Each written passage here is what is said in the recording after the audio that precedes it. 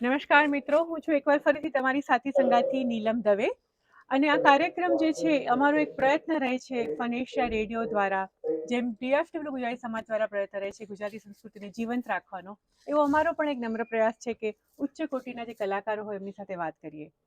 આજે મારું સદભાગ્ય છે કે કેતકીબેન દવે, જે એક નાટક રંગમંચના એક એવા અભિનેતા છે, નોટ ઓનલી રંગમંચ, ફિલ્મી દુનિયા હોય કે ટીવીની દુનિયા કે રંગમંચની દુનિયા, કેતકી દવેના નામથી કોઈ પણ અણજાણ નથી.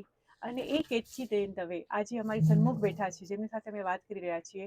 અને કેતકીબેન, તમારું ખૂબ ખૂબ સ્વાગત છે ડાલસ ફોર્ટ વર્થમાં. Thank you so much. Thank you very much. તમે આવ્યા છો અહીંયા ડીએફડબલ્યુ ગુજરાતી સમાજ દ્વારા આયોજિત કાર્યક્રમ માટે.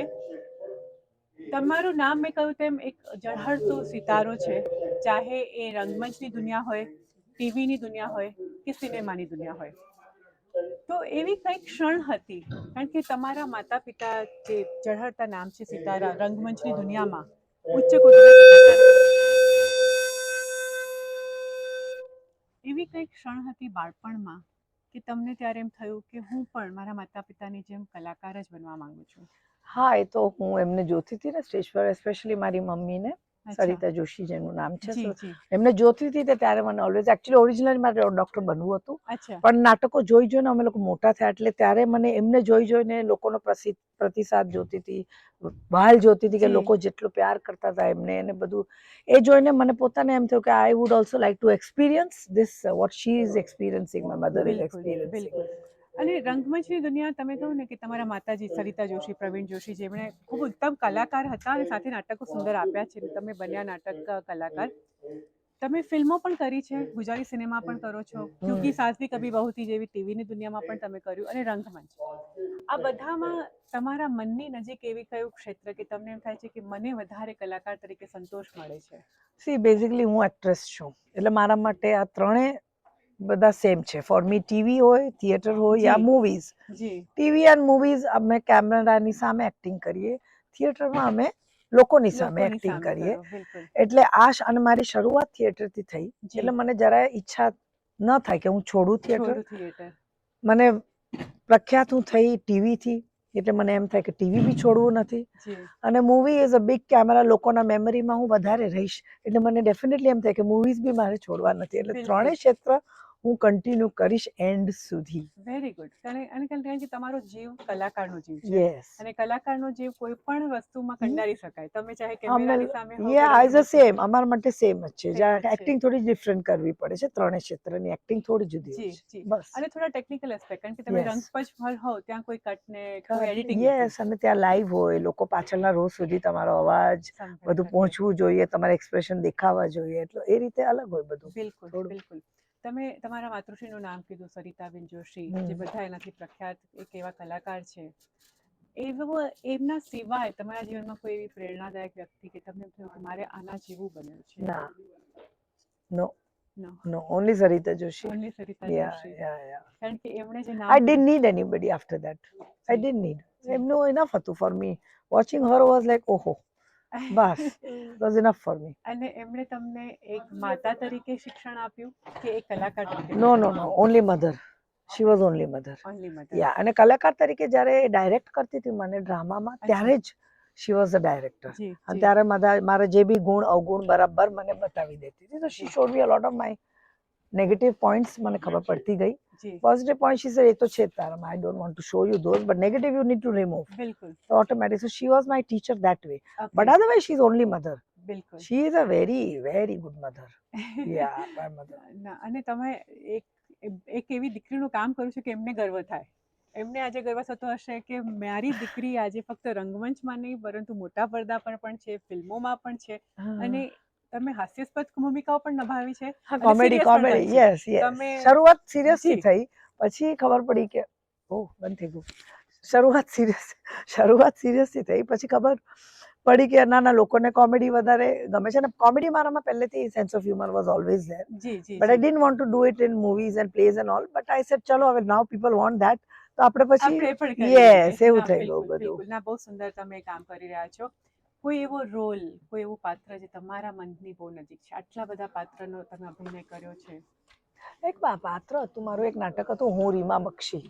જી અને એ નાટક ચંદ્રકાંત બક્ષીનો નહીં એ જ હું રીવા બક્ષી ટાઇટલ હતું અને જી. સરિતા જોશીએ જ ડાયરેક્ટ કરેલું એ અચ્છા. નાટક yes and that was a very beautiful character okay that I really loved. અને એક નાટક હતું મારું તકદીરનો તકાજો અને એમાં કેરેક્ટર ફ્રોમ 25 ટિલ 65 નું એજ ગ્રુપ એનું બતાવેલું. અચ્છા યસ સો એ કેરેક્ટર મને પ્લે કરવામાં એમાં બી આ બે મને બહુ જ મજા આવી મને. And they were not a comedy character but they were really interesting character. એ લેડી જે હતી એન્ડ વેરી સ્ટ્રોંગ. મને ઓલવેઝ સ્ટ્રોંગ લેડી કેરેક્ટર્સ વધારે ગમે છે.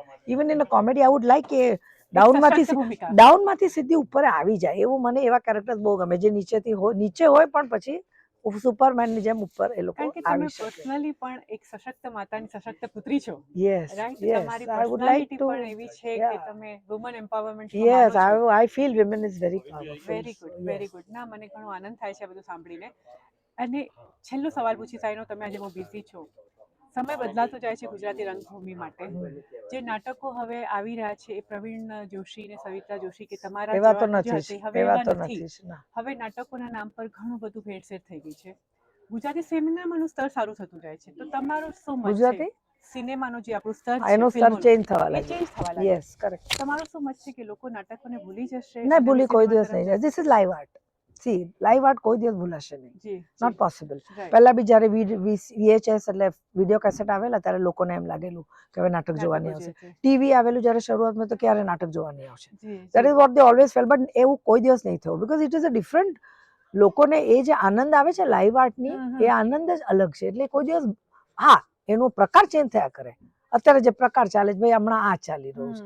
હવે નવા જનરેશન આવશે તો એ લોકો કંઈક નવું બનાવશે તો એ જુદું. જેમ ફિલ્મોમાં પણ ચેન્જ થયા કરે છે. According to how our society is એ પ્રમાણે વસ્તુ ચેન્જ થયા કરે. સોસાયટીની જરૂરિયાતો આ છે હમણાં તો ભાઈ એ આપો અને પછી એ તમે આપો એટલે પછી એ રીતે સોસાયટી બનતી જાય છે. એટલે આ તો સર્કલ આપણું ચાલ્યા જ કરવાનું છે. Yeah but it will never die down. It's not possible. Live art can not die down. પણ ક્વોલિટી માટે તમારા જેવા કલાકારોને દુઃખ થતું હશે ઘણીવાર કે એક જે ઉત્તમ કલાકાર ને ઉત્તમ નાટક ને જે રંગભૂમિ જોઈએ કદાચ એ ક્વોલિટી તમને એવું લાગે છે કે રહી છે રંગભૂમિ? નો આઈ adept easily.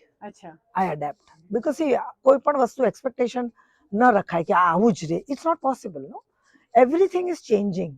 So we cannot expect everything remains the same. It's not possible. So we have to accept the change અને એ ચેન્જ ની મજા માણવાની.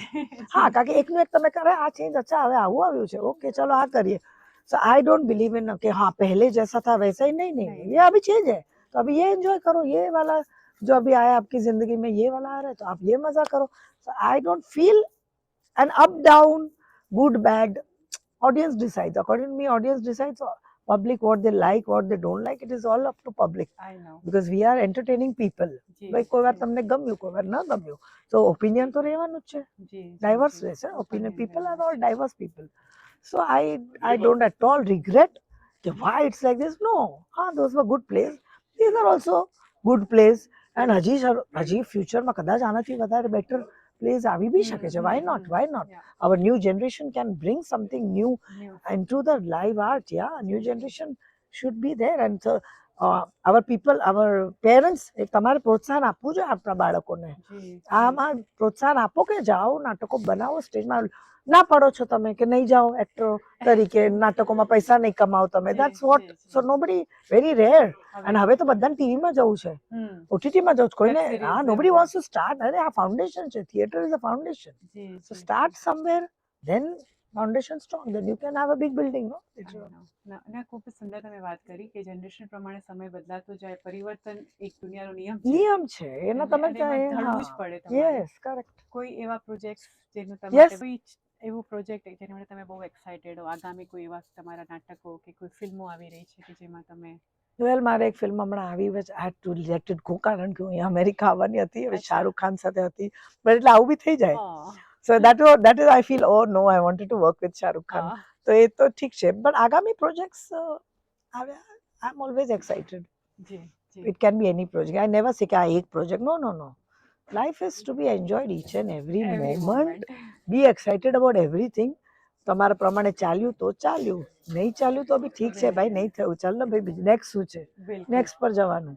I believe in that is my મોટો ઓફ લાઈફ. ના બિલકુલ બહુ સુંદર તમે વાત કરી અને એટલા માટે જ અમે અમારા બધાના પ્રિય અભિનેત્રી એટલે કેતકીબેન દવે. થેન્ક યુ સો કારણ કે મચ. કેતકી દવેને તમે નાના પડદા પર જુઓ કે ફિલ્મોમાં જુઓ કે ટીવી સિરીઝમાં જુઓ તમારો એ જ ચહેરો, એ જ તમારા હાવભાવ સુંદર, તમારી Same. જે એક્ટિંગ છે, જે સુંદર અભિનય છે તમારો, એના માટે બહુ બધા અમે તમારા ફેન્સ છીએ, અને ઇવન અમેરિકામાં પણ યસ તમારા ઘણા હજારો લાખો ફેન્સ છે. આજે તમારો તો નાટ્ય એમના પ્રયોગ માટે હું છે. આવી છું આ 2 મહિના મેં Exactly. કાઢ્યા છે કે જી. તમે બી એન્ટરટેન થાવ, ખાલી ઇન્ડિયાના બિલકુલ. લોકો નહીં, તમારે you all also have the full right to ના, એન્જોય બિલકુલ એન્ડ બિલકુલ. અવર ગુજરાતી કલ્ચર ને માણો.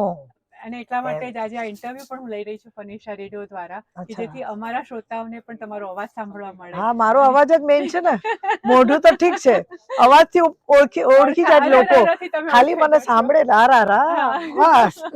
Very good, thank you so much Okay. Ketkiben, તમારો ખૂબ આભાર. આઈ નો તમે આજે વ્યસ્ત સમયમાં yeah. મારા માટે થોડો સમય કાઢ્યો, થેન્ક તો યુ. ખૂબ ખૂબ આભાર. અને Thank you. ફનીશા રેડિયોના અમારા CEO વૈશાલીબેનનો પણ ખૂબ આભાર આ પ્લેટફોર્મ માટે. ગુજરાતી સમાજના હેમલભાઈ અને રવિભાઈનો પણ ખૂબ આભાર. Thank you so much Thank કેતકીબેન, you. અને તમને ખૂબ ખૂબ શુભેચ્છાઓ આજના નાટ્ય પ્રયોગ માટે અને બધા આગામી કાર્યક્રમો માટે. બસ તો લોકોને કહો કે આવીને જુએ જી, નાટક, બિલકુલ છોડો નહીં, આ બિલકુલ. ચાન્સ નહીં છોડો. જી ઓકે બિલકુલ બાય બિલકુલ. Bye thank you so much bye bye. Ketkiben. Thank you.